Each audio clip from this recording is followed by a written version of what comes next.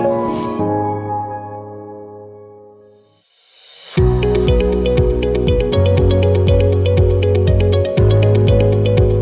morning, everyone. So as Jerry said, I am a preventive and lifestyle medicine physician, and that is what inspired me to select this particular project to focus on how we can transform healthcare through a focus on social determinants and lifestyle medicine interventions. Go ahead, next slide. So throughout my career, I have really come to the conclusion that our healthcare system is unhealthy. When you look at the triple aim, which I believe all of you are quite familiar with, that really emphasizes the unhealthiness of our health system. We spend twice as much per person on healthcare than any other country in the world, yet we do not achieve the same quality of care and outcomes that those countries spending much less can accomplish.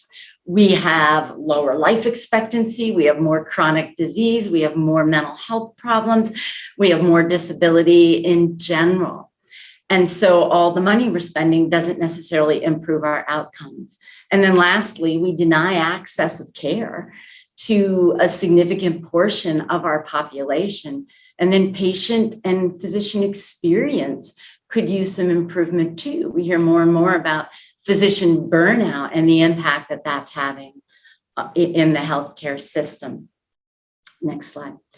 So when you think about why is that? Why are we spending so much money but not making people healthy, and we're burning our physicians out and we're not giving access to care to people who need it? And you think, well, why is that? I really believe it boils down to these two main areas. And the first is that our health system is a little antiquated and isn't focusing on what is now causing so much of the death and disease in our country. So, for example, the EPIC study has shown that if everyone would adopt just 4 lifestyle behaviors, just 4, we would essentially eliminate about 80% of chronic diseases in this country. So if everyone was a non-smoker, maintained a healthy weight, ate 5 fruits and veggies a day and reduced processed foods, and then exercised 30 minutes a day for 5 times a week, we could near wipe chronic diseases out of our healthcare systems. Yet in the United States, only 3% of Americans do that. And our health providers are not equipped to help folks deal with these issues. Next slide. Then we also have the social determinants of health, which is another area where health providers aren't really learning about that very much and aren't addressing. And when you look at the Robert Wood Johnson County Health Rankings and Roadmaps and the research that has been done, it has been demonstrated that when you look at determining what helps people live long and what keeps them healthy and not developing chronic diseases, but the majority of the contribution comes from people's health behaviors, about 30%, and from social and economic factors, or those social determinants of health, which is at 40%. When we look at what keeps people living long and healthy lives, clinical care only contributes 20% of the predictability, and then the physical environment, another 10%. So here we are as a country spending all this money on the delivery of clinical care, and then our providers are not well trained how to address health behaviors and social determinants within the delivery of that clinical care, and we have a less effective and unhealthy health system. Go ahead. So my project has been about thinking about how do we transform healthcare? How do we get to the root cause of poor health? Right now, you can advance. We have a health system that tends to be very focused on pills and procedures. We are spending billions and billions and actually trillions on pills and procedures. Advance. But that's not what we need to be focused on. Can advance again. We have to be focused on getting to the root cause of what is making people ill. And we have to dig down in and advance one more time. That's focusing on lifestyle behaviors through the emerging field of lifestyle medicine, and then focusing on social determinants of health. Next slide. So that's my whole project, is sort of bringing together the need to work with healthcare providers to have them understand lifestyle medicine, social determinants of health, and the Healthy North Carolina 2030 effort, which is focusing on those two initiatives, and figure out how to bring it into the healthcare system so that we become more effective. Next slide. So these are the metrics, 23 metrics that are in the Healthy North Carolina 2030 effort. And if you look down the first column categories, you'll see that those are health behaviors and social determinants of health. So we are trying as public health and the Institute of Medicine to help healthcare providers think about how they can, in the clinical setting, think with a more public health, population health focus. Next slide. So I worked with North Carolina Medical Society in the developing of the Healthy North Carolina Initiative. You can advance.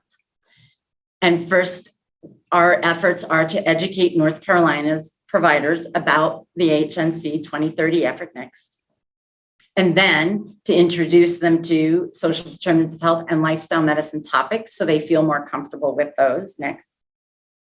And then develop social determinant of health, lifestyle medicine, and clinical metrics that we could track to see if, as we have docs focusing in those areas, that we're improving the health of patients. Next. Encourage providers in general to use the social determinants of health platform called NC Care 360. Next. Then to encourage adoption of lifestyle medicine interventions into practices. Next. And then we were focusing on developing a pilot project where we could work with just a few practices more intensively to help them really incorporate lifestyle medicine interventions, the 360 platform, so that they can have an impact. Next. And then want to evaluate annually, is a focus more on these root causes of lifestyle behaviors and social determinants of health, improving health. Next. And then over the next couple of years, this can be an ongoing project that won't end as the Leadership College comes to an end. Find funding to expand those efforts. Go ahead. And keep recruiting additional providers each year to become more involved in this until this becomes almost a standard of care. Next slide. So we have held a Healthy North Carolina conference at the end of September, at which we introduced lifestyle medicine, social determinants of health, and the Healthy North Carolina 2030 effort. And we had over 100 providers participate. So very excited to have gotten that first phase accomplished. Go ahead. And we have recruited 5 practices from the Community Practitioner Program, which the North Carolina Medical Society sponsors. They are OBGYN, family practice, and PEDS practices. And we are engaging them in incorporating a survey that includes both social determinant of health questions. You see the chart here is the social determinant categories that is included in NC Care 360. And we've also developed a short form modified from the American College of Lifestyle Medicine to assess the 6 pillars of lifestyle medicine, which are nutrition, physical activity, substance use, sleep, mental health, and social connection. And our 5 practices that are piloting this are now actively asking their patients to complete these surveys so we can get a sense of which factors we need to focus on the most. Next slide. So here's just some preliminary data. We are still collecting it, but did want to show you a couple of slides. So we've had about 600 surveys completed, and you'll see we have a nice distribution across age, from teens through greater than 65. Our racial breakout is predominantly white because the CPP practices are largely in rural areas. And you'll also notice that the gender is largely female. And this is because one of our practices, Carteret, has done the best job of getting the surveys out so far. And since they are OBGYN, we have a lot of females. So we're hoping to round that out as we continue to gather data. Go ahead. So just a couple of the risks that we've been looking at, let's look at exercise. So you will see here, if you look at what I've circled in the red bar, this is the percentage of the participants so far who exercise less than once per week, so not exercising much at all. And you'll see that it's over 30%. The North Carolina average from the Healthy North Carolina 2030 effort is at about 24%. So participants in our medical practices involved in this study are exercising even less than the already large percent of people who are not exercising much. So we know exercise is somewhere we want to focus. Now let's move over to sleep. We need to focus here too. Currently in the United States, about 2/3 of individuals get the recommended at least 7 hours a night. You'll see here, only 52% of our program participants are getting enough sleep. And sleep is so critically important and another area we're going to need to focus on. Go ahead, next slide. I've saved nutrition for the end here because I think it's one of the most important pillars. And you'll see here on the left, we asked the participants to report how often they're eating highly processed foods. And you'll see that 1 in 3 are saying pretty much most days or every day of the week. So consuming too much unhealthy food. And on the right side, the question was, how many servings of fruits and vegetables are you eating? And hopefully you all know we should be getting at least 5, but preferably more than 5, up to 9 servings of fruits and vegetables every day. And you'll see again, circled in red, only less than 1 in 10 of our participants are getting that recommended. And unfortunately, too many of them are eating either only 1 or 2 servings a day. And so lots of room for improvement there. Go ahead, next slide. So we also, in the social determinants of health, I'm just showing you the ones that came up as most commonly reported. You'll see we have the most commonly reported social determinant of health was around safety, with both physical, emotional abuse, and just in general feeling unsafe. And that's pretty staggering to see the percentage, 1 in 5 of our respondents saying they were concerned about their safety.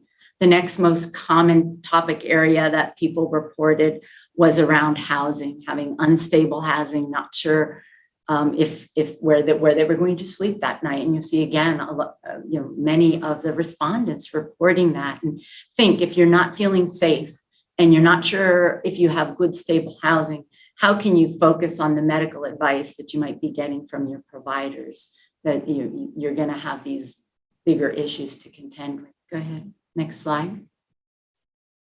So as we move this project along, as I said, this is kind of a multi-year project as we keep trying to transform the healthcare in North Carolina. You can advance. We would like to hold the summit that we held this year every year to engage more and more providers across the state. Next slide. Encourage more and more practices to incorporate the social determinants of health and lifestyle medicine short forms into their electronic health records so that they can be addressing these big contributors to their patients' health. Next. Promote incorporation of lifestyle medicine initiatives into the pilot sites and help them understand who they can refer to in their communities. Next slide. And then get more and more providers involved, not just CPP providers, but any North Carolina providers who think this work is interesting and important and wants to engage in it too. Go ahead, next bullet. And then to move on to the even bigger and advocacy-oriented efforts to try to transform insurance companies to cover these social determinant of health and lifestyle medicine efforts, and medical schools and health systems to be incorporating more and more efforts in their work too. Go ahead. And so, again, a work in progress. I'm very excited about this. I'm thrilled with the work we've accomplished so far and looking forward to additional years of work with the Medical Society as we try to make our entire state healthier. So again, I want to thank the Medical Society and Dr. Mattson for all their help this past year as I've thought through this project, and I can entertain any questions.